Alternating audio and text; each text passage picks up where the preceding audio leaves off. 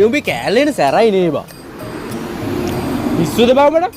දෙකක් කියපු ගමන් මීක්සක් දෙන්නේ. මට බයයි වා. අනේ ඵලය උඹට බය? නැතුව යකෝ. රවල බැලුවත් ඇස් දෙකේ කඳුළු. ඒ වුණාට මට ඇහිලා තියෙනවනේ බා උඹට බයිනවා. මට බයින්ද? උස්සලා පොලේ ගහනවා. මේ දැනුත් කෝල් කරනවා. යකෝක ආන්සර් කරපන් නැත්තම් රණ්ඩු වෙයි. පස්සේ ගන්නවා බා. ඔය කියෝ ඉන්න බෑ මලවදේ. එතකොට උඹ යන්නේට දැන් කියලා නෙමෙයිද යන්නේ?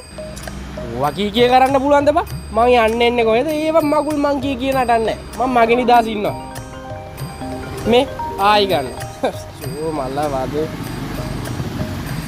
අඩෝ උඹ කෑල්ල ගානට බැලන්ස් කරලා නේ වන් දින්නේ. උඹ කෑල්ල ගන්නවා බා. හෙලෝ කෝරු ඔතන ඉන්නවද? ඔය ඉන්නවා මෙතන. ස්පීකර් එක දානවා කෝල් එකේ. උඹට කතා කරන්න ඕනේ. හෙලෝ බබා. කොහෙද තම්සි ඉන්නේ? මම මේ පොඩ්ඩක් අශාන් එක්ක එළියට ආවා. ඇයි මම ඔයාලට කිව්වේ? මගේ කෝල් එක පේන්නේ නැද්ද? ජම්ම ඵලයන් ගෙදර. ඔයා කවුද මට එහෙම කතා කරන්න? මොකක්?